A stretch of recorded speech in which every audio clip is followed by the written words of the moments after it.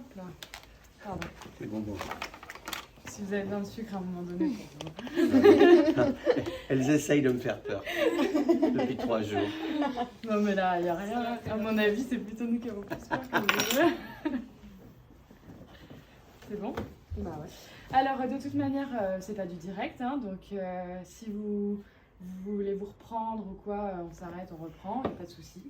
On C'est fait rare. du montage, voilà. C'est rare que je me Je crois qu'une reprenne. fois que vous êtes lancé, On le après, fait vous fermer êtes en un roue petit libre. peu, un peu. Bon, et ben c'est parti.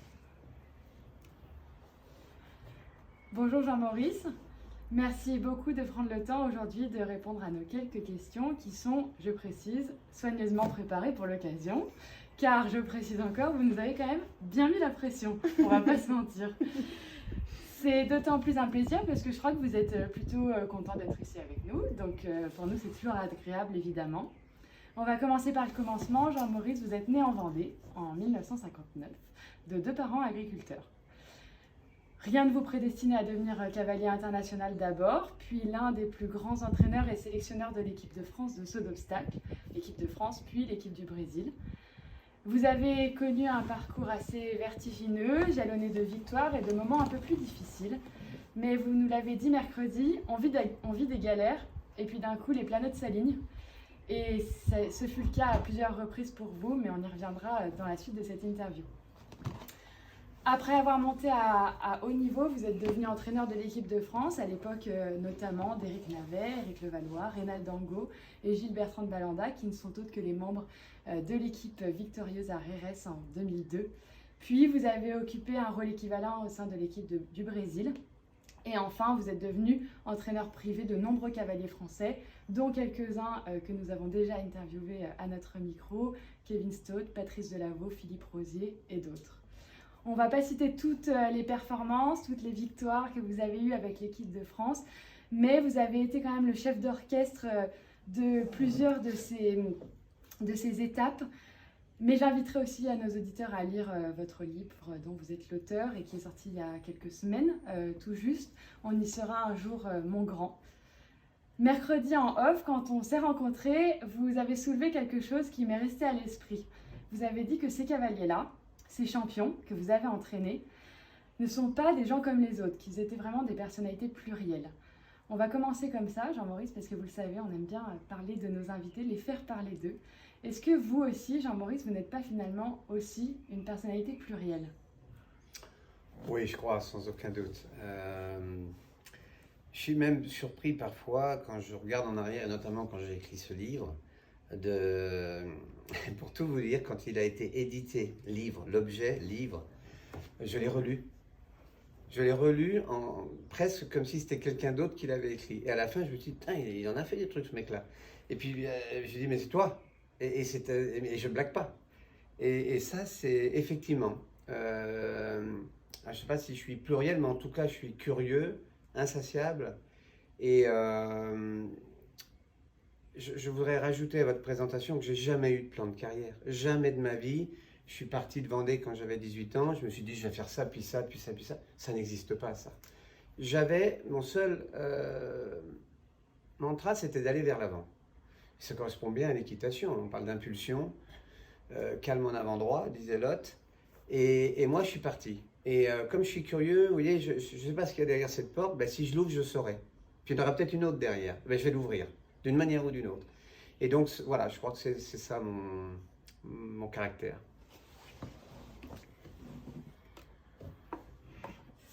J'ai donc appris en lisant votre livre, que j'ai presque terminé depuis mercredi, depuis qu'on s'est rencontrés, que donc vous avez été le 3e de la fratrie à commencer l'équitation. Vos 2 frères étaient déjà en passe de devenir professionnels quand vous avez décidé à votre tour de passer le cap. Vous étiez donc né dans une ferme, dans un milieu agricole.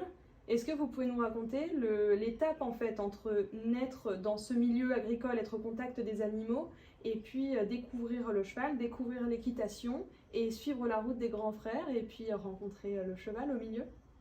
Alors oui, effectivement, c'était une ferme. En fait, je suis le 7e de 8 enfants. C'est ça. Et le 3e garçon. Le 4e garçon, pardon. Et dans les fermes, vous savez, c'est pas Zola du tout. C'était très humble. J'ai eu mes premiers vêtements neufs quand j'avais 15 ou 16 ans. J'ai toujours porté les vêtements de mes frangins.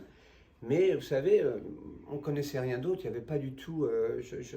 C'est pas du tout larmoyant cette histoire-là. Au contraire, c'est une éducation avec des valeurs, la valeur du travail déjà.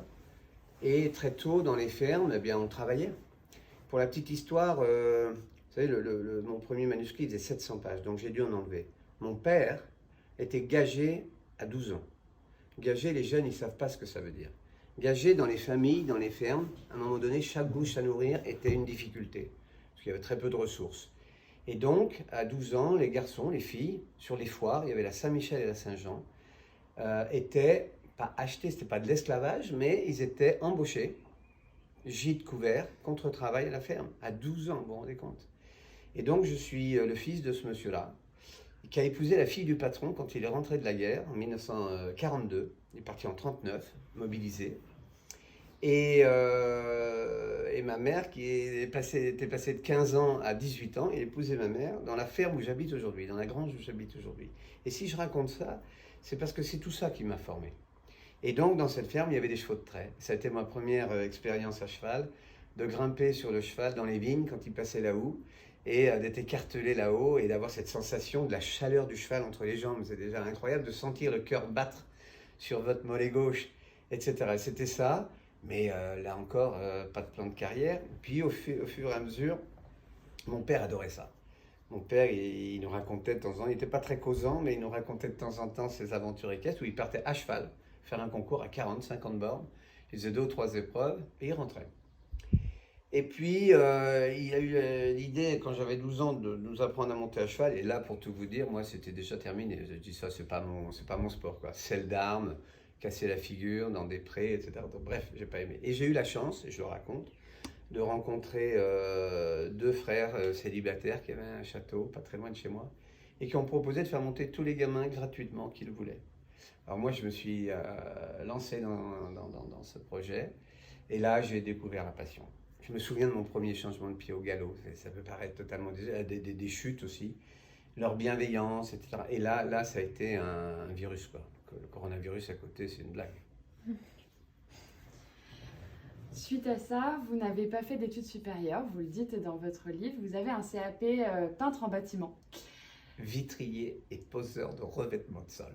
Plus précisément. Mais vous avez décidé de choisir une vie de passionné. Vous le dites au tout début de votre livre, vous dites « J'ai transformé ma passion en métier », en quelque sorte. Et c'est quelque chose qui nous parle énormément, évidemment, avec leur live.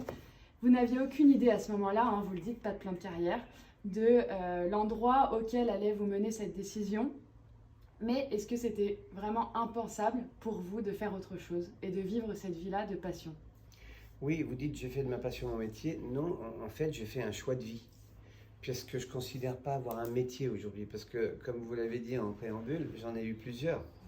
J'ai été groom, j'ai été cavalier, j'ai été entraîneur, j'ai co-organisé le concours de Chantilly pendant 10 ans. J'ai été au Jumping Committee de la FEI. J'ai fait des séminaires en entreprise en tant qu'intervenant. Donc ça m'a donné une richesse de vie que je vois les jeunes derrière, j'ai envie de leur dire foncez, quoi.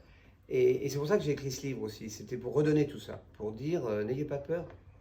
Et effectivement, mais mon crève-cœur à l'époque, c'était que je vivais avec une de mes tantes qui était handicapée et que c'était ça le plus difficile, de la quitter pour vivre égoïstement ma passion. Et elle m'a encouragé à le faire et je la remercie tous les jours. Du coup, je suis parti avec 2 choses. 1, cette envie, et 2, en sachant très bien qu'il n'y avait pas de retour en arrière. Donc, encore une fois, c'était toujours vers l'avant.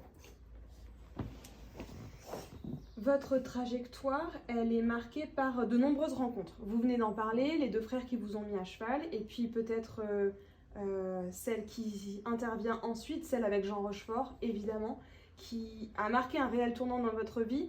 Moi, je me demande, est-ce que vous pourriez nous parler de cette rencontre-là, évidemment dans ce qu'elle vous a apporté pour ensuite l'ouverture à la carrière, mais est-ce que ce ne serait pas ça le point de bascule qui a dessiné un avenir complètement différent à votre parcours à la fois professionnel et personnel ? Mais évidemment. Évidemment. En fait, moi, Jean Rochefort, au départ, c'est le papa de Julien et de Marie qui montent dans les épreuves. À l'époque, je montais en classe B. Et sa fameuse déesse noire, le vent derrière, 2 pur sang dedans. Et je me suis avec une belle voix, une prestance. Et un jour, il est garé, et puis il vient me demander d'où je viens. Et donc je lui dis, je viens de Vendée. Il me dit, ah, j'ai acheté ma première jument, Téphine, en Vendée. Et on commence à parler. Et un jour, quelqu'un vient me voir, il me dit, mais tu sais à qui tu parles? Je dis, oui, c'est le papa de Julien. Il dit, même, c'est un acteur très connu. Ah bon? Et du coup, j'ai perdu un peu de spontanéité, moi, derrière, en lui parlant. Je me suis renseigné, etc. Et effectivement, c'était en 80, début 81.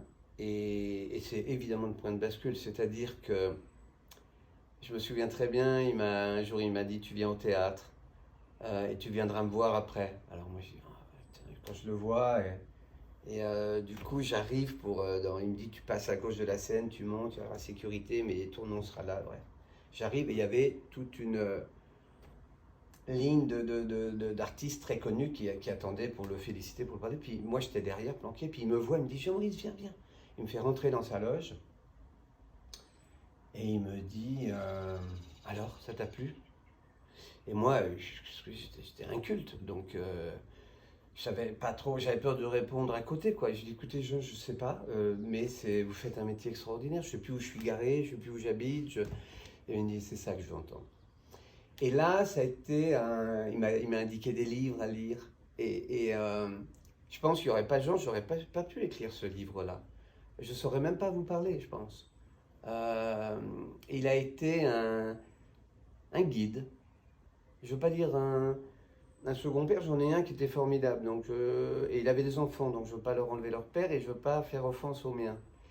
Mais la générosité de cet homme, cette capacité de prendre des jeunes et de les emmener, il l'a fait dans le cinéma. Guillaume Canet a tourné son premier film, Barracuda, où il en prend plein la gueule, avec Jean. Et il l'a fait jusqu'au bout, quoi. C'est un homme à part. Et moi, j'ai eu cette chance. Et je pense qu'en plus, il y trouvait son compte dans cette relation-là. C'était, comme toujours, en général, pour que ça dure, il faut que ce soit dans les deux sens, quoi. Mais je ne pense pas qu'aujourd'hui, je serais devant vous si Jean n'était pas intervenu dans ma vie. Quand vous avez rencontré Jean, vous étiez palefrenier dans une écurie, vous aviez travaillé aux côtés de vos frères. Et quelques années plus tard, il y a un article qui date donc de 95, que j'ai trouvé, qui s'intitule « Bono, le meilleur ami du cheval, l'ancien palefrenier participe au Jumping International de Bercy ». Donc l'histoire avait déjà été amorcée, vous étiez déjà en train de rentrer dans le sport. Et la question, ça va être celle-ci, est-ce qu'on peut encore en 2022 être palefrenier et rêver de devenir cavalier professionnel?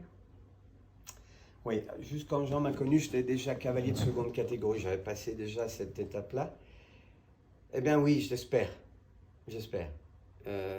Parce que j'écoutais les informations ce matin et le nouveau ministre de l'Éducation nationale, qui a malheureusement créé des commentaires, je trouve, odieux, fait partie de cette méritocratie. Et je veux croire, et je participe, on parlera peut-être de la Young Riders Academy, je veux croire à ça. Moi, je veux que mon parcours soit inspirant et qu'on se dise aujourd'hui que c'est encore possible. Et en ce qui me concerne, dans mon périmètre d'activité, j'œuvre pour ça. Que justement, on puisse déceler des talents et qu'à partir du moment où on ait des talents, on mette des systèmes autour, et c'est les gens de ma génération qui en ont le devoir, j'ai envie de dire, pour passer le relais et pour faire en sorte que ça se transmette, non pas grâce au pouvoir d'achat des proches, même s'il ne faut pas se mentir, c'est un sport onéreux dans le sens où c'est un sport avec une machine, entre guillemets, vivante, mais il y a un outil. Quand on court, on prend ses chaussures, ses pointes et on va courir. Là, il faut le cheval. Mais oui, je crois que c'est encore possible. Et dans cette région, je vais citer Mégane Moissonnier, qui en est l'exemple. Il y a un autre garçon dans la région qui monte très bien, c'est Antoine Herman. Donc voilà, ça c'est les deux, je les ai repérés pour les faire rentrer dans l'académie. Et même si ça n'a pas marché pour Mégane, parce qu'elle avait cet emploi chez Laurent, et c'est pas grave. Mais oui, je veux croire que c'est possible. Alors c'est difficile, mais ça l'était à mon époque. Vous imaginez, à mon époque, moi il y avait des Navet, des Michel Robert, des Bourdi, Jean-Maurice Bonneau, mais inexistants quoi.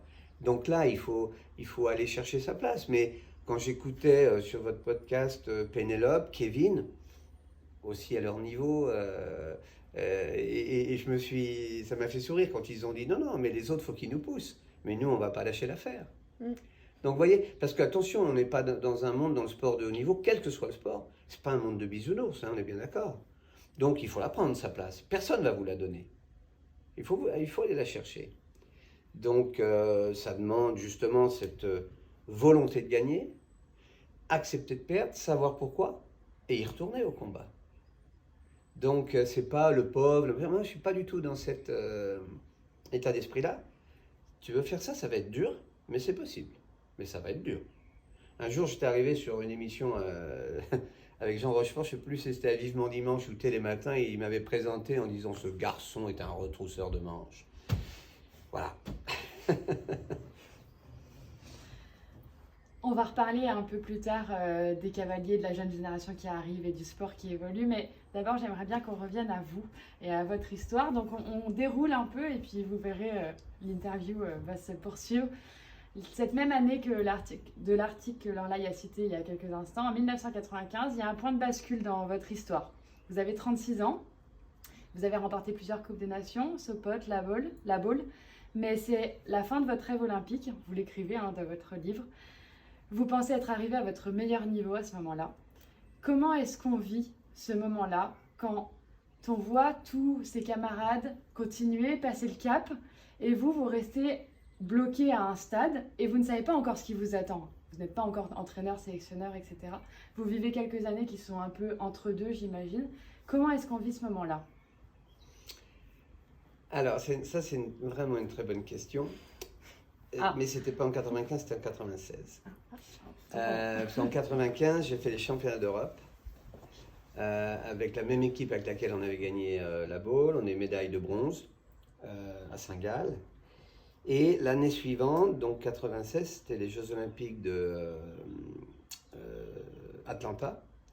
Et mon cheval est positif à la pyro, et donc je veux le blanchir. Et là, c'est la cata parce que les perfs se cassent totalement la figure, tant et si bien que je rate la sélection. Et je pars au concours de Royan, et je gagne la grosse le premier jour, je gagne le Grand Prix. Et à 1h du matin, je me suis arrêté faire le plein de ma voiture. J'ai mes 2 filles et ma femme dans la voiture. Et derrière moi, je suis pour payer mon plein. Et il y a la grosse voix de Thomas Fuchs derrière, il me dit « Tu ne vendrais pas ton cheval ?» Et je me retourne, et là, en une fraction de seconde, je réponds « Pourquoi pas ?» Et c'est absolument pas prémédité, c'est un truc de dingue. Et le lendemain à midi, le cheval était vendu. Et là, c'est effectivement... et je me dis « Mais je fais quoi maintenant ?»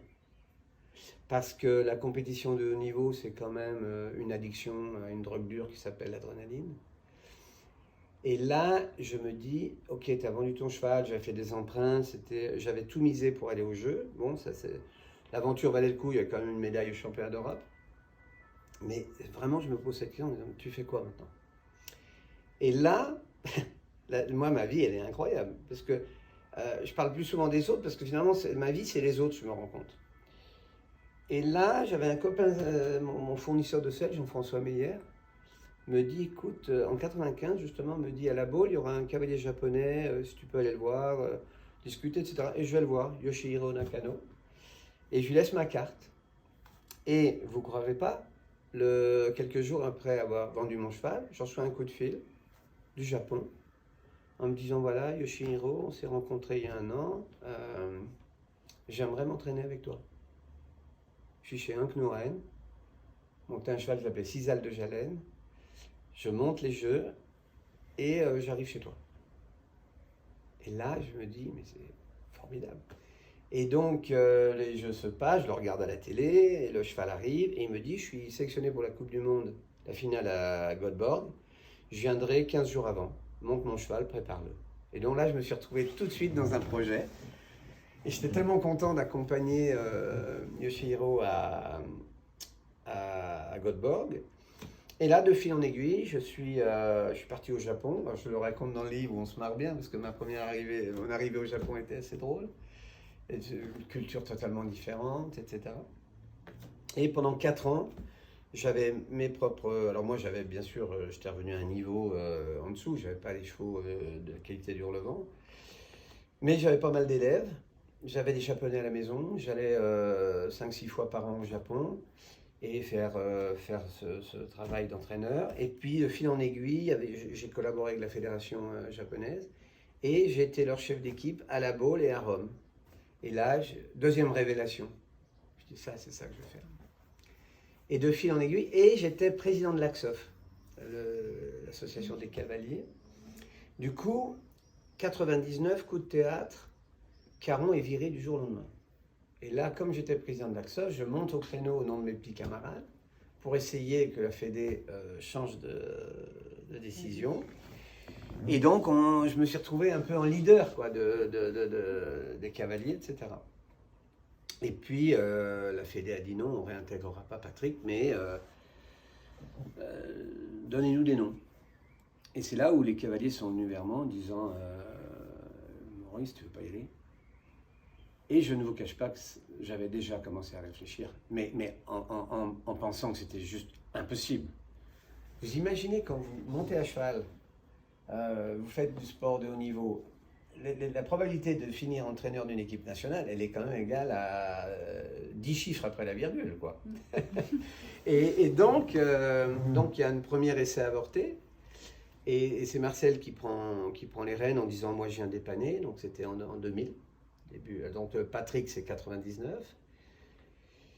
Et en 2000, au retour des Jeux, là, le train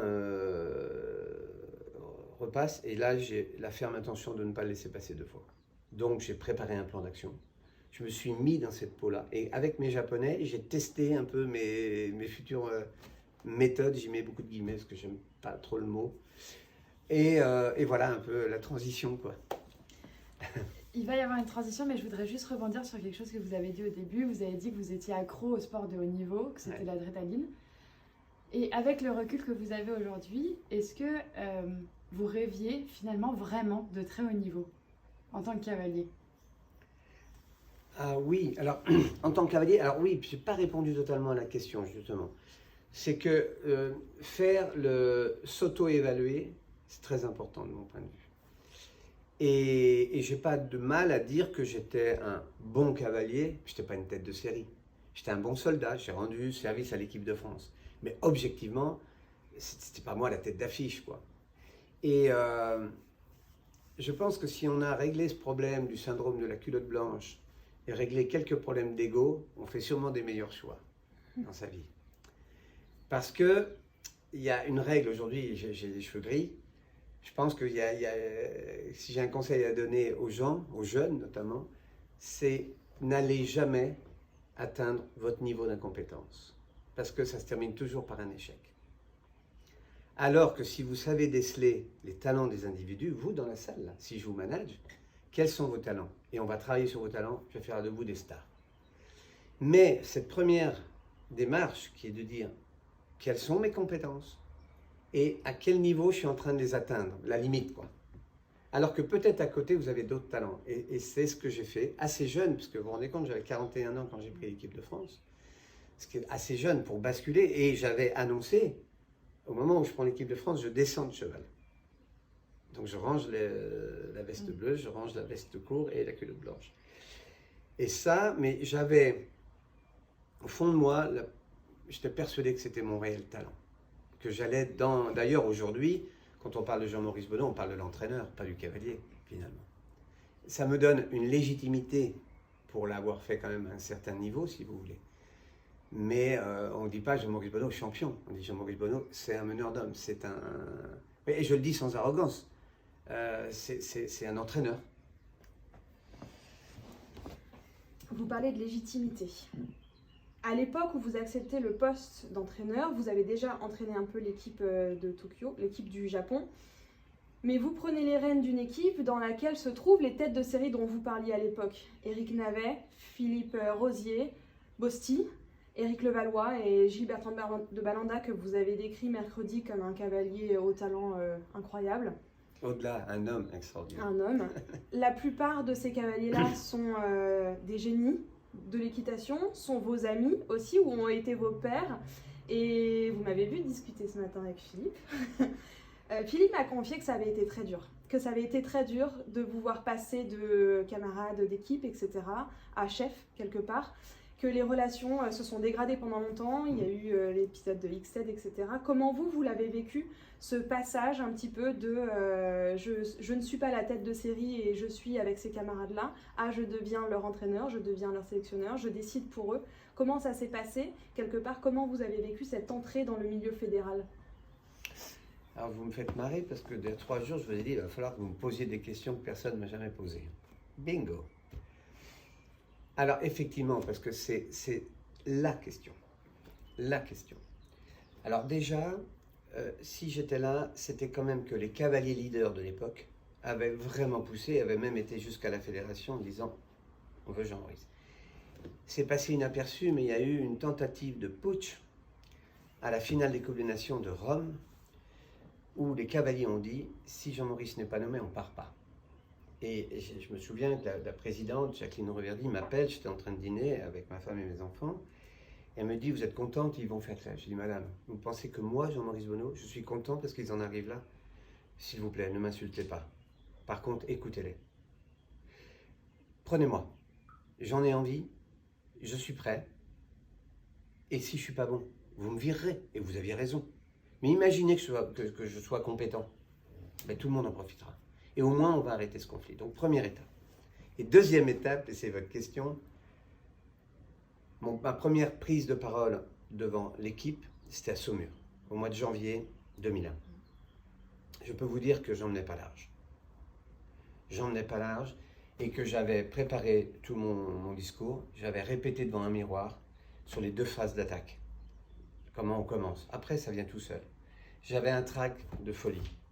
Mais il fallait que ce jour-là, je sois bon. Si je ne prenais pas le leadership ce jour-là, j'étais foutu.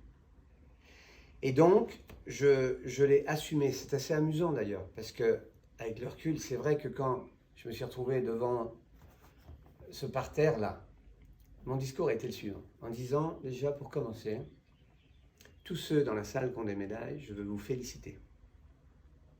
Tous. Mais c'est la dernière fois. Je suis là devant vous aujourd'hui pour les médailles à venir. Donc maintenant, c'est pas compliqué. Les portes sont grandes ouvertes. Il n'y a aucun fauteuil d'occupé, il va falloir me séduire. Et voilà comment on va travailler. Et c'est là où je suis venu avec mon PTM et blablabla. Mais voilà du coup comment j'ai pris la place. Et effectivement, j'attendais les premières prises de bec avec certains leaders. Et je l'ai eu ça. Ouais, comment on était potes. Je dis, mais je ne suis pas votre ennemi, je suis votre sélectionneur. Et que ça vous plaise ou pas, il va falloir l'accepter. Et là-dessus, je n'ai jamais dérogé. J'étais droit dans mes bottes en disant, je sais pourquoi je suis là. Parce que ce n'est pas un métier quand on est sélectionneur, c'est une mission. Et donc oui, effectivement, et ce qui est très drôle, c'est que quelques années plus tard, Philippe a fait partie de ceux avec qui ça a vraiment frité. Et ce qui est marrant, c'est que quelques années plus tard, il vient me demander de l'accompagner pour les Jeux de Rio. Et d'ailleurs, quand il est venu me demander, je lui ai dit, il va falloir qu'on s'assoie tous les deux et qu'on nettoie. On nettoie ce truc-là, parce que ça a été dur. Et il n'a pas été le seul. Hein. Donc voilà, ça c'était, avec le recul, c'est amusant. Mais par contre, oui, je ne suis pas parti de la fleur au fusil. J'étais bien conscient de ce que ça allait entraîner, de la difficulté dans la vie. Il y a une des choses qui est la plus difficile, c'est de savoir dire non. Dire oui, vous savez, c'est facile, mais dire non. Et là aussi, personne ne le sait, j'avais été voir Michel Platini, qui était à l'époque le patron de l'organisation de la Coupe du Monde 98. De football. De football, oui. Et qui était numéro 10, capitaine de l'équipe de France, entraîneur de l'équipe de France. Et il se trouve qu'il y avait un de mes propriétaires chez moi qui le connaissait. Et comme ça me trottait dans la tête, tu sais, quand j'ai une idée fixe, par contre, elle me lâche pas facilement. Hein. Et je suis allé voir Michel Platini qui m'a reçu, je me souviens très bien. Et je lui ai posé cette question-là. Comment vous faites quand il y a une sélection il dit nous dans le football, hein, c'est pas compliqué. Hein. Il y a deux façons. Vous leur expliquez, vous allez passer des heures, ils seront toujours pas contents. Moi, j'annonce ma sélection et je m'en vais. Mais on est dans un sport où tout gamin, ils les mettent dans des bus, ils les emmènent, ils les habillent, ils les remettent. Etc. Nous, on ne peut pas faire comme ça. Je ne peux pas dire à un Michel Robert, je suis quoi, moi, pour aller lui parler comme ça. Donc là, il y a, en termes de management humain, on ne peut pas faire comme ça. Et alors, il n'y a aucun bouquin qui vous apprend à être chef d'équipe. Il n'y a pas de référence. C'est pour ça que j'ai écrit aussi ce livre, moi. Alors, j'ai fait quoi? J'ai lu des biographies d'entraîneurs, connus, reconnus, de grands sportifs, et j'ai lu un bouquin sur le management que je recommande, d'un monsieur qui s'appelle Peter Drucker, un Américain. Je l'ai noté. Et qui s'appelle L'avenir du management, et qui reprend en substance ce que j'ai déjà dit, c'est-à-dire travaillons sur les talents des individus, on en fera des champions. Et ça a été, je suis parti comme ça. Je suis parti comme ça et je n'ai pas dévié. Et quand il y avait des gros coups de vent, je les prenais. Je les prenais. D'ailleurs, on voit bien avec Broxo, je ne sais pas si vous en êtes arrivé là, qui me charge avec son cheval, Mais moi, non, j'étais là, justement. La présidente de la fédération pensait que j'allais être le pantin des cavaliers. Elle avait sûrement raison, parce que certains l'ont tenté. Certains m'ont même dit, mais tu es là grâce à moi. Ah ben, je dis là, je te plains, parce que si tu crois que parce que je suis grâce à toi, je dis non, je suis grâce à moi. Et c'est pas arrogant.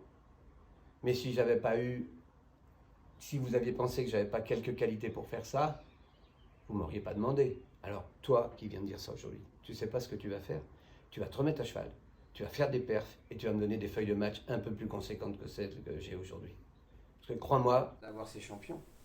Et j'ai continué après au Brésil avec Rodrigo etc. De dire, voilà, c'est une manière d'optimiser. Parce qu'en concours, on a vite fait de s'éparpiller. Surtout sur les événements en France. Quand on est à la Baule, tout le monde vient avec ses proches. On a beaucoup plus de journalistes, surtout les années de championnat, etc. Et c'est un moyen de protection aussi. Donc ça avait des vertus plurielles. Si vous avez lu le passage sur les championnats du monde, entre les deux manches, où tout se joue, après le débriefing, il y en a deux qui regardent La Vérité si je mens, et deux qui font la sieste, et moi qui les surveille, et on refait tout le rituel après. Donc j'aurais pu écrire un livre que sur le loft. Après, c'est ma méthode, c'est mon système. Donc on peut faire autrement, bien sûr, parce qu'il y a d'autres équipes qui gagnent et qui n'ont pas ça. Mais ça, c'était ma touche. C'est aussi ma sensibilité. Je suis quelqu'un d'extrêmement sensible et qui va sur l'humain. C'est ça, je crois, qui peut-être me différencie. Et encore une fois, ça ne veut pas dire que c'est mieux ou... Voilà, je suis comme ça. Tout à l'heure, j'ai dit qu'il faut être honnête avec soi-même, savoir où sont nos limites, nos compétences. Et moi, je me mets un peu à poil en écrivant ce que j'écris. Ça va peut-être m'éviter des années de psy, d'assumer d'où je viens, qui je suis, qui ont formé ce que je suis aujourd'hui, ce que j'ai été, ce que je serai demain, les rencontres, etc. Et quand, oui, tout de suite, j'ai mis ça en place au premier CSI Hauts-de-France, dès qu'il y avait l'équipe, le loft faisait partie de cette équipe, et les cavaliers le réclamaient. Et ce qui est drôle, c'est que quand j'ai ramené ça, Pessoa, tout ce qu'il a gagné, n'empêche qu'ils étaient archipreneurs, et c'était les drapeaux du pays, je les avais transformés, et là, ne serait-ce que d'installer les écuries, tout le monde s'y mettait, les grooms, et d'emblée, on était dans une forteresse. L'impact, pour ceux qui ont vécu le loft, c'est énorme. Moi, je peux en parler parce que j'étais l'impulsion du loft, celui qui l'avait voulu, mais ceux qui l'ont vécu, ils l'ont vécu vraiment comme quelque chose de part entière. Et les équipes de l'extérieur venaient dans le loft prendre un café, puis à un moment donné, le loft, c'était rideau fermé, c'était une forteresse. On n'entrait pas dans le loft comme ça. On parlait à voix basse autour du loft. Et on avait des moments de grosse rigolade, de décompression totale, et aussi je le raconte, au championnat du monde de Caen, on partait vraiment pour faire une médaille. J'avais une équipe du Brésil, des gladiateurs. Premier parcours, Doda, il tombe. tout le plan par terre. Et je leur avais dit, ma dernière causerie, là-bas, j'avais dit que vous savez, un championnat, il se passe toujours des événements qu'on n'a jamais pensé pouvoir exister. C'est jamais un long fleuve tranquille. Et là, donc, de Daton, tout s'écroule. Et puis je dis, rendez-vous au loft. Et là, je ferme le rideau. Je dis, bon, je vous avais dit qu'on aurait des merdes. Mais ça y est, on les a maintenant. Donc, on ne va pas en rester là, vous restez concentré. On fait le job, on fera le point ce soir. Et c'est là que j'ai remis mon équipe quoi, ensemble. Le groupe. Dans votre livre, on peut lire à propos d'Éric Navet, je vais vous citer, donc je veux à tout prix le sélectionner pour les JEM de Jerez, notamment parce que je sais ce qu'un cavalier de cette trempe peut amener à l'équipe, et non seulement il sera extrêmement solide en piste, mais son impact sur ses camarades fera que tous élèveront leur niveau. Je vais avoir plein de questions. Déjà, qu'est-ce que c'est que cet impact qu'un Éric Navet avait sur ses camarades ?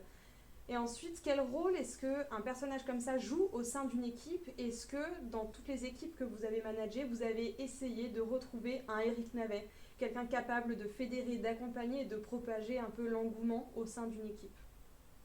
Effectivement, il y a plusieurs questions. Est-ce que j'ai pris l'exemple d'Éric Navet, mais je pourrais rajouter d'autres. Un Balanda, un Rodrigo, bien évidemment. Ça se fait pas dans nos sports, c'est celui à qui on mettrait le brassard de capitaine. C'est celui aussi qui peut animer les causeries. C'est celui à qui vous donnez la parole. C'est celui qui va... moi, je me souviens, quand j'ai débuté en équipe de France, il y en avait, Hervé Godignon à cette qualité-là, Hubert Bourdi, et je pourrais en citer d'autres. Et effectivement, pour le début de cette question-là, sur le fait que je voulais l'emmener à Jerez, c'est amusant parce que Eric est tellement perfectionniste, me disait en permanence, mon cheval n'est pas prêt, mon cheval n'est pas prêt. Et j'y arrivais pas avec les mots à le convaincre. Moi, j'étais sûr qu'il fallait qu'il vienne. Je voyais la progression et cette équipe de Jerez, elle s'est vraiment bâtie sur la durée parce que au CSI Hauts-de-France, personne l'avait, l'équipe, et moi non plus. Elle s'est construite sur des histoires d'hommes, la discussion avec Gilles, on y reviendra peut-être, sur un coin de table, les yeux dans les yeux.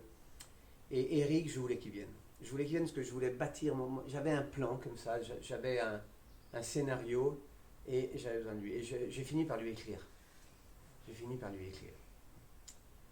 Parce qu'en écrivant, on peut choisir les mots, on peut les corriger, on peut les...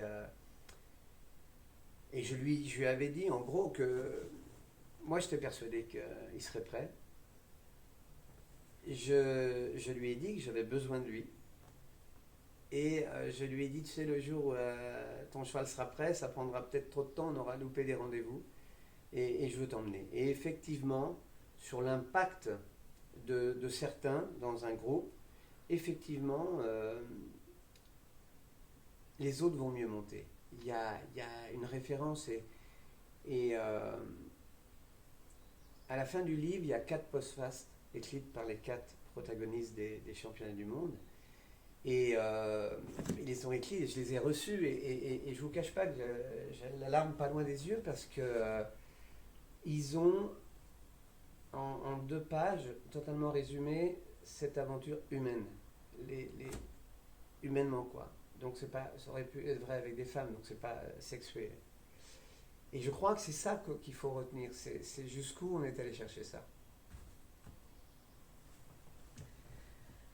Ensuite, Jean-Maurice, vous avez entraîné des cavaliers de nationalités différentes, Doda, l'équipe de Brésil, Pedro Venis, Luciana Diniz, etc., etc. Quel constat est-ce que vous avez fait de ces différentes expériences ? Nous, on a eu l'occasion d'échanger avec Philippe Guerda dans un autre podcast qu'on produit sur sa façon de manager l'équipe du Brésil. Il nous disait qu'ils étaient extrêmement différents des cavaliers français, dans leur mode de vie, dans leur mode de travailler, etc. Quelles sont les différences d'après vous entre ces 2 équipes ?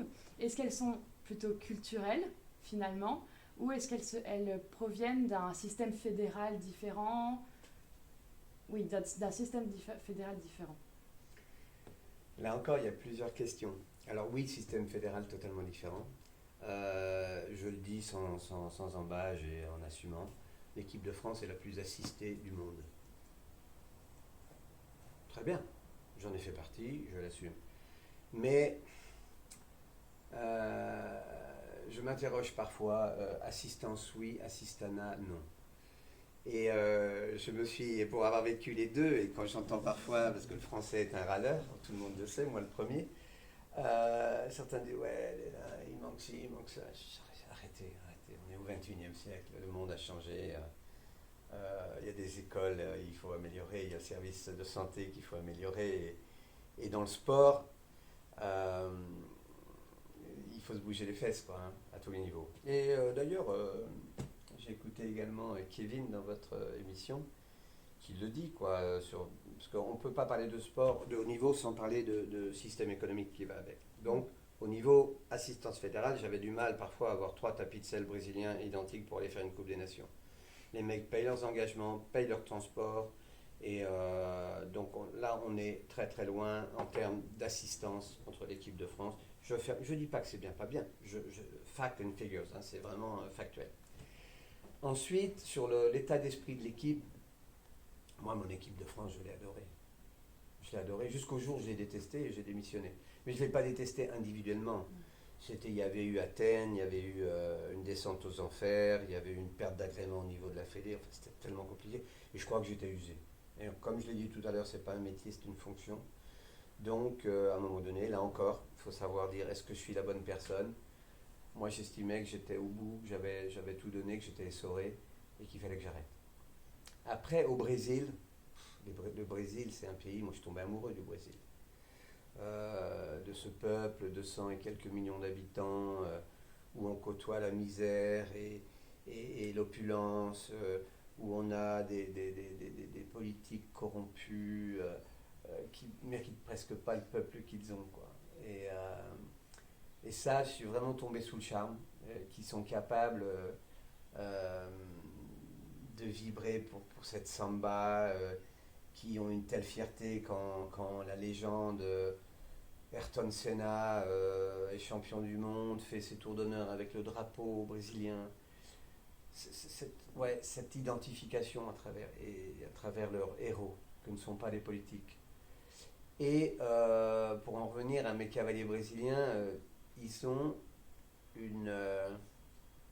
un attachement au drapeau assez impressionnant. Et ils sont d'une solidarité. Alors, ils peuvent aussi s'engueuler, attention, hein, c'est qu'ils ne sont pas tous amis. Mais alors, quand ils ont la veste verte sur le dos, là, pareil, c'est l'armée, quoi. C'est clanique, plus exactement. C'est très clanique. Et ça, moi, j'ai adoré. Avec mon système, ça correspondait complètement, quoi. Alors, il faut un mélange d'autorité pour la discipline. J'ai écouté Pedro. Donc, moi, j'avais mis un truc en place. C'est-à-dire que le dernier arrivé payait un resto le soir. Donc, voilà, on s'est beaucoup marré. Et ça a été, moi, un bonheur inouï et une déchirure immense de les quitter.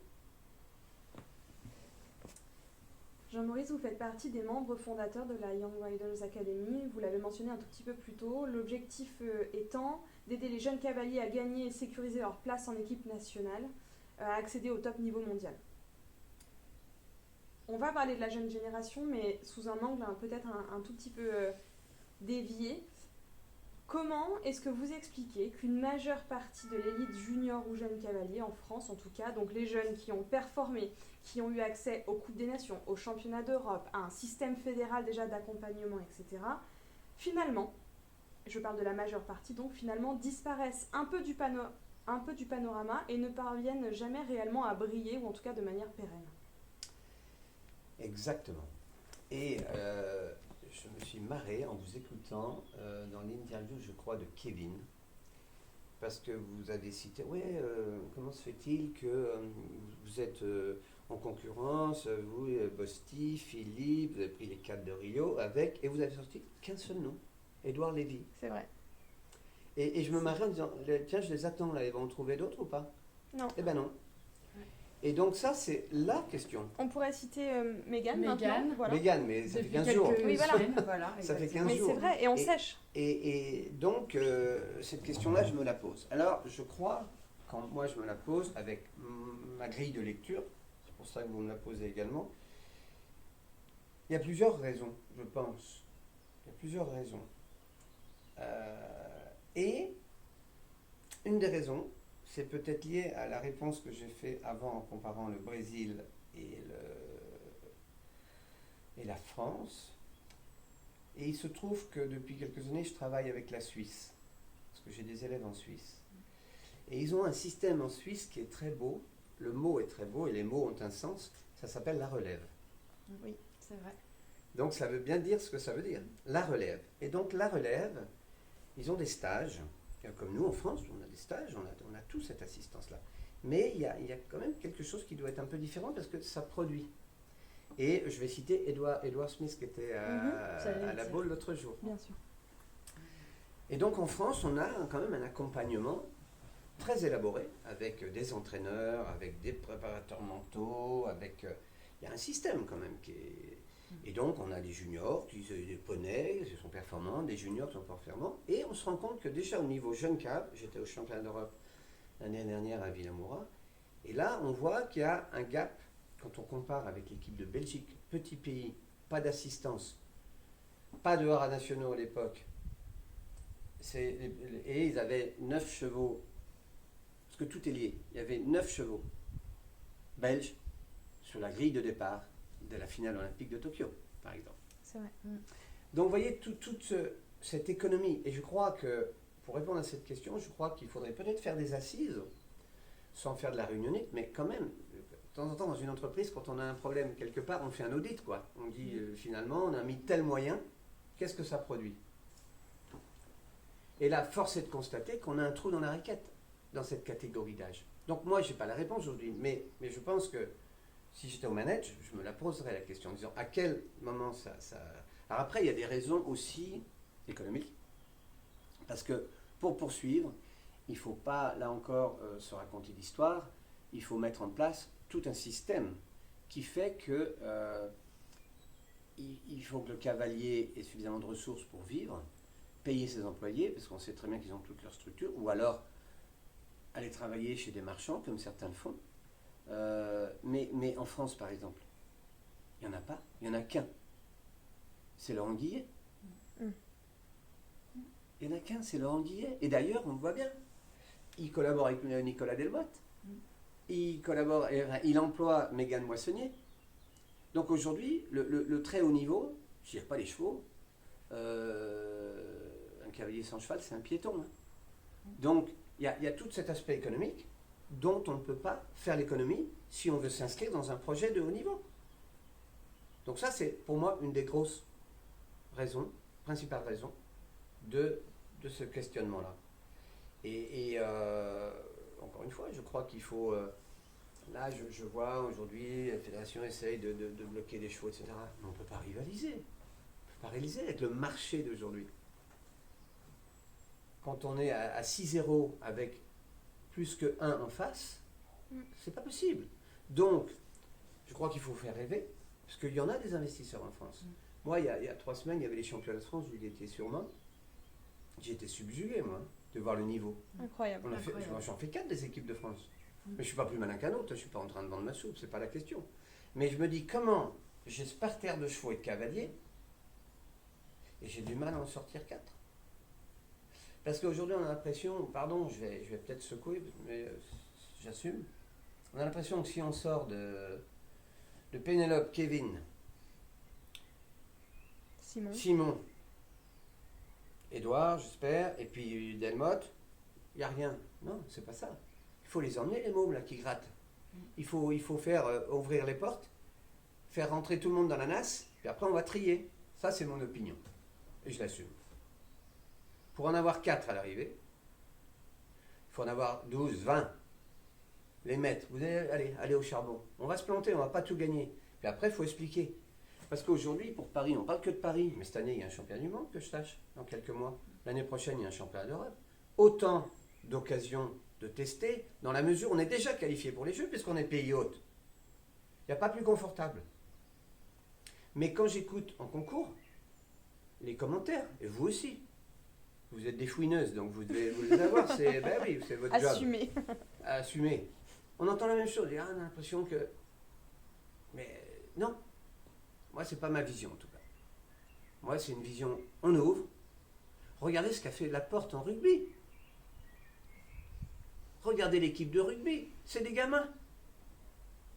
Mais ils savent qu'ils vont y aller, puis ils vont au combat. Qu'est-ce qu'il a fait pas Laporte, pardon, Laporte est le président. Galtier. Il se trouvait que Galtier, je l'ai fait venir, moi, parler à mes cavaliers. Donc je le connais, c'est devenu un copain, pas un ami, mais je le connais. Il aura parlé, ça a été extraordinaire cette journée. Avec Nick Mallette, entraîneur sud-africain, qui entraînait à l'époque le Stade Français. Et il a dit une phrase merveilleuse, il a dit un entraîneur doit être entraîneur. Quand il a pris les rênes de l'équipe de France de rugby, qu'est-ce qu'il a fait? Il les a tous pris, il les a amenés dans son club où il a débuté, dont son père est président.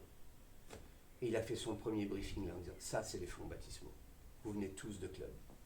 Et là on est dans la vraie structure du sport, le club, qui ensuite va emmener des athlètes de haut niveau. Et deuxième chose, il a fait plein de choses, que c'est un grand technicien, numéro 9, capitaine d'équipe de France, capitaine du Stade Français, etc. Dans le numéro du dos du maillot, il y a tous les noms des clubs. Voilà. Ça, pour moi, c'est ça. Je suis un paysan, n'oubliez pas. On sème et un jour on récolte. Mais entre-temps, on a fertilisé, on a arrosé. Et c'est comme ça que je la vois, moi, l'équipe au sens large. Il y a peut-être une question, Jean-Maurice, à laquelle vous vous attendez, puisque vous avez quand même écouté quelques-uns de nos épisodes. C'est celle qui est un peu incontournable quand même, concernant l'évolution du sport de haut niveau. Et ça découle de ce que vous venez de dire à l'instant. Et vous en parliez déjà en 2002, au moment des championnats du monde, vous parliez déjà de cette course au point ranking à ce moment-là. Donc c'est pas un sujet qui est nouveau. Et puis on a évoqué forcément tous ces sujets-là avec plein de nos invités. Et on a cité là, en l'occurrence, Grégory Baudot et Eric Navet, dont l'épisode va sortir dans quelques jours, qui nous ont confié qu'ils voyaient mal, eux, comment le sport pourrait aller plus loin, pourrait progresser encore. Il y a 10 ans, Eric Navet disait oui, bien sûr, ça va évoluer, oui, ça va être comme ci, comme ça. Aujourd'hui, ils ne voient pas comment les choses peuvent aller plus loin, comment les parcours peuvent être plus difficiles, comment il peut y avoir encore plus de compétition, etc., etc. Est-ce que vous aussi, comme Eric Navet, vous pensez que cette complexité qui s'est installée, elle est positive et formidable? Ce sont ces mots. Ce sont ces mots, oui. Alors, je suis heureux que vous me posiez cette question. Sinon, ça ne sert à rien que je vienne ce matin. Parce que, effectivement, encore une fois, je considère que j'ai suffisamment de choses derrière moi et suffisamment encore de lucidité et d'énergie pour participer aussi à cette évolution. Sinon, vous ne la poserez pas. Et donc, alors, il y a plein de choses extrêmement positives dans cette évolution-là, notamment le niveau des cavaliers de base. Vous allez sur un 2 étoiles, un 1 étoile, même un concours régional. Les gens montent beaucoup mieux, ça a beaucoup évolué, et tant mieux. Ça va aussi, je ne sais pas si on en parlera, dans le welfare du cheval, dans le bien-être et dans la bonne évolution de notre sport. Bien. Il y a eu plusieurs révolutions culturelles, transformations. Et la plus grosse en date, c'est l'arrivée du projet d'Ian Tops et son global et ses dotations qui ont provoqué que tout le circuit a évolué. Bien. Là-dessus, je crois qu'une des faiblesses du système aujourd'hui, là encore, je vais me faire des amis, c'est l'inconséquence de la FEU, qui n'est pas à la hauteur. Il faut absolument, il faut se féliciter que le sport est plus bankable et qu'il est possible de faire des gains à la hauteur de ce que représente cette capacité. Et lorsqu'on s'émeut aujourd'hui sur des dotations de certains concours, je dis, mais attendez, par rapport, c'est même pas un mois de salaire d'un footballeur au PSG. Bien. Mais ça, quand même, ça peut inciter à garder un cheval de haut niveau. Et comme dans tout système, quand l'argent arrive, on commence à avoir les dérives. Tous les systèmes, même le rugby que j'aime beaucoup, dont je parle, on voit très bien les dérives possibles de ça. Et là, attention, il faut être présent. Je parle trop près. Non, c'est bon. Il faut être présent et justement s'adapter. Les évolutions, elles ont du bon, mais il faut s'adapter en même temps. Donc, il y a plein de questions qui se posent. Alors, oui, je pense que le sport va et doit encore évoluer. Pas forcément dans le fait de remonter les obstacles, tout ça, on est bien d'accord, c'est pas là que ça va se jouer. Mais moi, qui suis un entraîneur passionné, il faut ramener la performance à l'équitation. Et donc, il y a plein de techniques pour ça. On peut très bien imaginer, ils l'ont fait en complet. Chaque année, quand je peux, je vais au Mondial du Lion. Et quand je vois déjà à 6-7 ans, quand ils arrivent à la bergerie, ils reviennent vers l'hippodrome et qu'il y a la descente de la bergerie, les pointes sur la main droite, je dis chapeau, hein, fin de parcours, obstacle 21, si ma mémoire est bonne, avec la fatigue, etc. Donc nous, il y aura des évolutions. Et qui doivent, encore une fois, je parlais tout à l'heure d'audit, d'assises, je regrette. J'ai été 4 ans au Jumping Committee de la FEI. J'étais le seul Français à y avoir été. C'est beaucoup de temps, comme dit Pedro, parce qu'il y a beaucoup de choses à lire. C'est tout en anglais, c'est chronophage. Mais il faut qu'on s'y colle. Hein. Ce n'est pas le boulanger d'à côté qui va venir défendre notre métier, notre sport, notre passion. Donc il faut moi je trouve, vous vous rendez compte qu'il n'y a jamais, à ce jour, admettons tous les 1 an, 2 ans, ou après une Olympiade, un séminaire, on pourrait appeler ça, où on réunirait tous les acteurs du sport. En termes de représentativité, donc le représentant des cavaliers, bien entendu, le chef de piste, on en prend un, des organisateurs, et puis des vétérinaires, bien sûr, dopage, et puis pourquoi pas faire venir un animaliste ou bienveillant, parce que si c'est un ayatollah, il faut qu'il reste chez lui, on n'arrivera pas à le convaincre. Donc ça, c'est de la perte de temps. Je ferme la parenthèse, mais voilà. Et puis, qu'on en sorte quelque chose en disant, voilà, Jeux de Tokyo, ça valait quand même le coup quand même.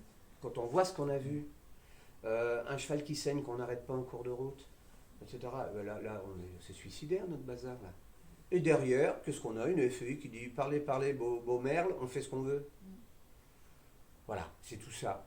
Et ça, c'est regrettable. Parce que je ne dis pas que la Formule 3, moi je fais partie de ceux qui ont trouvé des avantages à la Formule 3. Alors là, je dérive, mais tant pis. C'était un sujet. Hein. Mais ça vaut le coup d'en parler. On peut avoir des opinions différentes, parce que c'est comme dans toute décision, vous avez une case plus, une case moins. Mais au moins on en parle, puis après on dit, ok, le raisonnable, parce qu'on a un sport unique, ils l'ont tous dit, travaille les animaux. Donc, ok, je veux bien qu'on me parle de marketing, mais il ne faut pas que ce soit au détriment du cheval. Et je ne comprends pas, moi personnellement, qui ai fait partie de ce Jumping Committee, que je me sente aussi éloigné de mon institution. Et ça, attention, hein, quand vous voyez qu'un Steve Gerda, finalement, est un peu, je ne sais pas si vous étiez dans la salle de l'Assemblée Générale de l'IGRC, là, à Genève, et il jette l'éponge, quoi. Il dit, oui. Ça me fatigue, quoi, d'aller mouiller la chemise comme ça. Il lasse. Ouais, c'est ça. Il y a une lassitude. Et on peut même se demander si ce n'est pas une stratégie de l'autre côté, de dire, ils vont se fatiguer avant nous. Et ça, moi, ça me fait mal, parce que les enjeux sont trop importants. Donc oui, notre sport va évoluer, parce que c'est ça la question. Il va continuer d'évoluer, et notamment, la plus grosse évolution, c'est que dans une liste de départ de Grand Prix, quand il y a 50 partants, il y en a 48 qui peuvent le gagner. Le gagner, hein. Donc le niveau a vraiment évolué. Vous avez parlé de welfare, donc le bien-être animal, c'est évidemment un des enjeux majeurs de la prochaine décennie que l'équitation va devoir affronter, on va dire, solutionner. Est-ce que vous, votre regard personnel sur la façon dont sont gérés les chevaux de haut niveau a évolué au fil du temps? Et est-ce que, par hasard, quelqu'un comme Benjamin Ayot, qu'on a eu nous la chance de rencontrer et qui a un regard absolument aiguisé sur le sujet, vous aurait apporté quelque chose dans votre réflexion, puisque vous collaborez avec lui au sein de la team Laiterie Montaigu? Oui, Benjamin, je suis heureux qu'il apparaisse quand on parle de ces sujets-là. Mais je pourrais citer Nicolas Blondeau, Pierre Crampon, Andy Booth.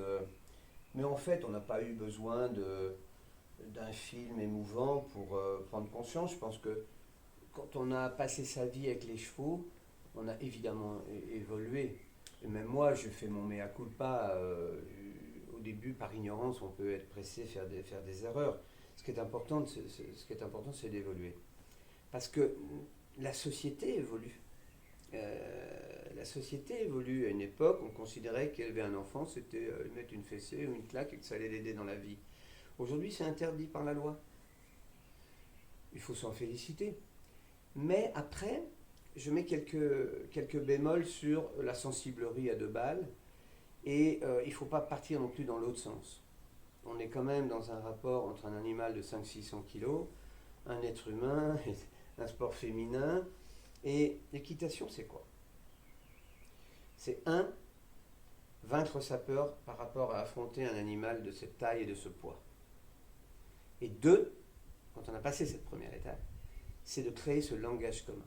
L'équitation, c'est un langage universel comme la musique. Sur une partition, on peut jouer dans le monde entier. Votre cheval qui a les bases d'équitation, nous en France, on est dépositaire avec l'équitation française qui est inscrite au patrimoine immatériel de l'UNESCO, et je fais partie de ceux qui se battent pour qu'on y reste. Ça veut dire quelque chose. Et donc, ce langage universel fait que si mon cheval est dressé, n'importe quel cavalier du monde qui a appris ce langage sera à même de monter votre cheval. Donc, en le respectant, déjà, qu'est-ce qu'un cheval? Qu'est-ce qu'un cheval? Animal grégaire, herbivore, etc. Dans le système de défense et la fuite. Et moi, je commence tous mes stages quand j'en fais par ça. Est-ce que vous savez sur qui vous êtes? Et je trouve que là, c'est un discours qui doit aussi s'adresser aux enseignants, aux futurs enseignants. Parce que c'est comme ça qu'on gagnera la partie. C'est comme ça qu'on gagnera la partie. Parce qu'il faut commencer au début. Et je trouve que ça, ce serait la petite fille, le petit garçon qui vont arriver en disant, tu sais, l'animal que tu vas approcher, c'est ça. Il va pas te mordre. C'est pas un prédateur, c'est une proie. Et donc, on éduque les gens. Et c'est comme ça. Donc les grands discours, ils me font marrer, moi. Commençons-nous. Hier soir, dans les 6 bars, il y a eu un épisode que j'ai pas aimé. Il y a un cavalier, qui, premier tour, a mis 3 coups de cravache à son cheval à l'arrivée. Bien. Ce matin, j'étais la voir, avec son père. Je l'ai pris dans un coin. Et je lui ai dit, tu vois, tu as gagné hier, bravo. Mais tu as fait ça, c'est pas bien. Je peux me permettre, moi, avec mes cheveux gris. Et c'est pas une sanction, c'est de l'éducation. Elle a baissé les yeux et me dit, excusez-moi. Je dis, on en a tous fait des conneries. Et donc, je crois à la pédagogie. C'est mon métier, c'est ma passion. Et donc, c'est comme ça qu'on gagnera la partie. C'est comme ça qu'on gagnera la partie. Mais, je le redis, c'est tous ensemble. Il ne faut pas mettre la poussière sous le tapis, il faut les prendre, ces sujets-là. Pareil sur le comportement vis-à-vis des femmes. C'est un sujet. Ça va nous péter à la gueule, parce qu'on fait semblant de ne pas voir. Quand il y a un problème, il faut faire face au problème. Ça reprend l'article de l'Éperon qui a été publié il n'y a pas si longtemps, pour lequel vous étiez interviewé, et le titre était celui-ci, « Briser l'omerta et se remettre en question ensemble ». Est-ce que c'est vraiment de l'omerta? Est-ce que c'est du déni? On sait qu'il y a le problème, les cavaliers voient, ils n'ont pas trop envie d'en prendre conscience, ou en tout cas d'en prendre acte, parce que ça va changer beaucoup de choses. Est-ce que c'est un petit peu de mauvaise foi? Est-ce que c'est un manque d'éducation? On n'est pas assez éduqué, comme le disait Andy Booth, aux réels besoins du cheval, et donc on ne se rend pas compte quand on peut dépasser certaines limites. Voilà le choix. Est-ce que c'est omerta? Est-ce que c'est mauvaise foi ou manque d'éducation, manque d'intérêt, ou manque de sensibilité même parfois? Mauvaise foi, je pense pas. Pour certains, peut-être manque d'éducation. Pour d'autres, recherche du profit à court terme. Ok. Et que c'est rare qu'un lanceur d'alerte passe une fin de vie agréable. Mais en même temps, il va falloir sûrement revoir certaines règles et avoir le courage, encore une fois. C'est une question aussi de courage. Qu'est-ce qu'on veut? Qu'est-ce qu'on veut? Et encore une fois, je le disais à votre collègue, c'est parce que Jean-Maurice Bonneau pense qui est important. On s'en fout de lui. Mais il se trouve que j'ai à la fois un rôle à jouer, un positionnement, qu'on me tend des micros, et que je n'ai pas l'habitude de faire la langue de bois. Donc je suis prêt à développer ma manière de penser devant n'importe qui. qui ne sera pas forcément d'accord avec moi. Mais pour autant, c'est pas pour ça que j'ai changé d'avis. Mais ce que je ferai, c'est ça m'arrive. Et pour ça que je réponds cash aujourd'hui. Et j'espère que certains vont venir me sauter à la gueule pour prendre cette discussion. Parce que, vous savez, ça fait 40 ans que je suis dans le métier, je n'ai pas eu un cas de dopage positif, moi. Ou de warning pour mauvais comportement. Et pour autant, il me semble quand même que j'ai quand même quelques médailles derrière moi. Donc c'est possible. Et aujourd'hui, c'est pas une option, hein, mesdemoiselles, mesdames. C'est pas une option, ce dont on parle. C'est crucial. Vous avez tous vu passer cette pétition qui a la taille d'un livre. Oui. Qui a la taille d'un livre. Qui est parti qui est parti au sommet des décisions du sport pour retirer les sports équestres de la famille olympique. Et là, vous en entendez parler? On fait semblant de ne pas voir. Ce que disait Chirac, je l'ai dit, la maison brûle, on regarde ailleurs. C'est pas que sur l'écologie. Hein. Nous aujourd'hui, et non, mais non, Maurice, t'es pessimiste, tu verras, ça va pas se passer comme ça. Je dis, mais vous êtes con ou con? Ça va se passer comme ça à force. Regardez la liste des sports entrant au jeu et qui attendent à la porte. Donc on ne peut quand même pas faire semblant de ne pas voir. Donc tout ce que je dis, non seulement je l'assume, mais j'ai envie de dire, mais secouons-nous, quoi. Secouons-nous. Et donc, c'est que je fais le colibri, c'est ma goutte d'eau. Mais ce serait mieux qu'on ne soit pas... Et je prends l'exemple de comment il s'appelle, Grégory. Il se fait sauter à la tête, le gars. Hein.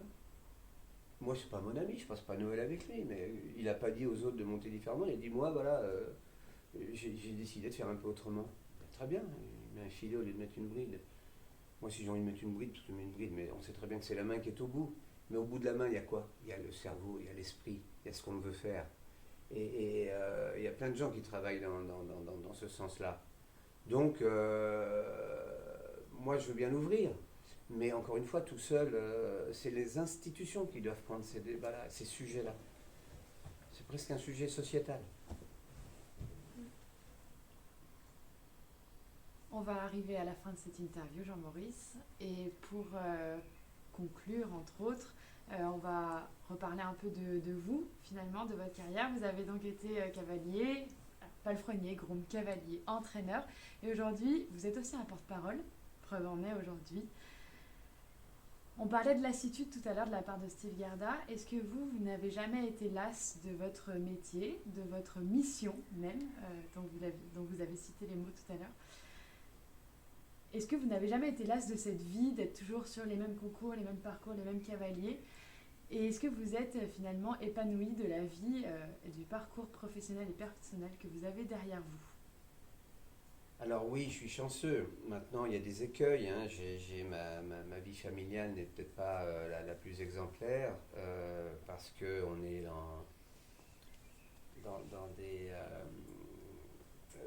des métiers très égocentrés, en tout cas moi comme je l'ai fait, et il fallait que les autres suivent. Et j'ai aussi écrit ce livre que j'ai dédicacé à mes enfants pour qu'elles comprennent pourquoi j'étais si souvent absent et ce que je faisais finalement pendant ce temps-là.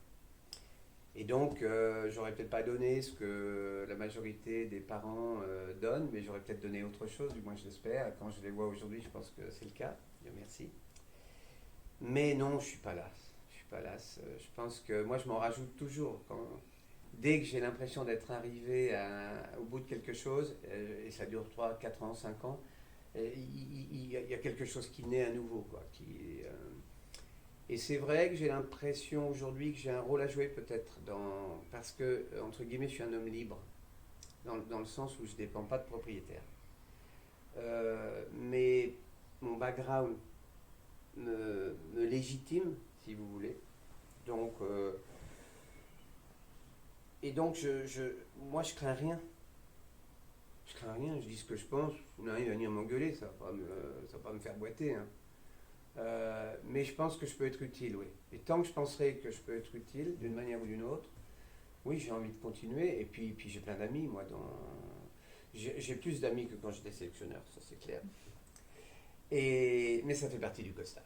Ça fait partie du costard, donc si on n'est pas prêt à accepter ça, il ne faut surtout pas faire ce métier-là, c'est trop... Je disais parfois, il faut être capable de dîner tout seul. parce que vous êtes avec vos sélections, vous êtes avec vos... Comment je vais manager tel et tel concours, tiens, qu'est-ce que j'ai oublié que je devrais mettre en place, enfin, bref. Et c'est formidable. Non, aujourd'hui, oui, j'ai envie de... Pour ça aussi que j'accepte de faire ce que je fais ce matin, de dire... on peut... vous savez, il y a les discours convenus. Quand on est dans un groupe, on a le discours du groupe en général. Moi, je suis indépendant, je suis un homme libre. Et ça me donne peut-être cette capacité de dire... J'aimerais d'ailleurs faire plus. Mais avec l'académie, avec Eleonora Ottaviani, on n'a pas de réunionnite, on est dans le concret, et de voir chaque année une dizaine de mômes qui arrivent dans le groupe et on les renforce pas forcément sur leur équipe. Moi, je suis en relation directe avec leur chef d'équipe. Bien évidemment, jamais on interfère à ce niveau-là. Par contre, on les accompagne, on leur fait un programme de formation pour justement apprendre à se comporter différemment. Justement, les sensibiliser sur UFR. Les sensibiliser, comment on se comporte avec des organisateurs de concours. Comment on va les saluer, ne serait-ce qu'emmener un gift, ne serait-ce que de créer un réseau. Parce que dans aussi les jeunes cavaliers, le réseau, si vous n'avez pas de réseau, c'est impossible. Et moi, ce que je leur apporte quelquefois à mes élèves ou aux cavaliers, c'est que on connaît tous les organisateurs du monde entier. Passe un coup de fil, tiens, tu peux pas me prendre mon gamin, etc. Ça marche aussi comme ça. Et chaque place gagnée est une opportunité pour eux de se mettre en valeur. Vous comprenez? C'est comme ça que ça fonctionne. Donc nous, moi, je me dois, vous vous rendez compte de la chance que j'ai eue, moi, de vivre ce que j'ai vécu? Je ne peux pas me regarder les photos jaunir, je dois le redonner d'une manière ou d'une autre. Donc je suis loin d'être fatigué. Et j'espère, je crois, tout autant de passion ça m'amuse, ça m'intéresse d'observer justement ces évolutions, qui sont plurielles également, mais sur tous les secteurs. Tous les sports, tous les secteurs, ça on l'a vu. Ouais, parce que je me nourris aussi des autres sports, quand il y a un sujet, par exemple la semaine dernière, ce joueur du PSG qui refuse de faire une soirée pour les LGBT, etc. Voilà, ça me questionne. Et je me dis comment je gérerais ce problème-là. Quand il y a Mbappé qui ne va pas à une conférence parce que ce sponsor, etc. Comment on gère ça dans un groupe? Ça m'intéresse. Je m'en fous d'Mbappé ou de l'autre qui ne veut pas jouer. Mais c'est l'humain, encore une fois. Parce que ce n'est que ça. L'équitation, c'est un moyen. Jean-Maurice, on vous souhaite d'être encore très utile, comme vous le disiez à l'instant, d'aller encore beaucoup plus loin, de garder cette étincelle qui vous anime et qui se propage quand vous êtes quelque part. Merci. Merci à vous. Beaucoup. Elles ont été bonnes. C'était génial. Bah, je sais Est-ce pas. qu'on a réussi à dévier les questions? Ouais. Non,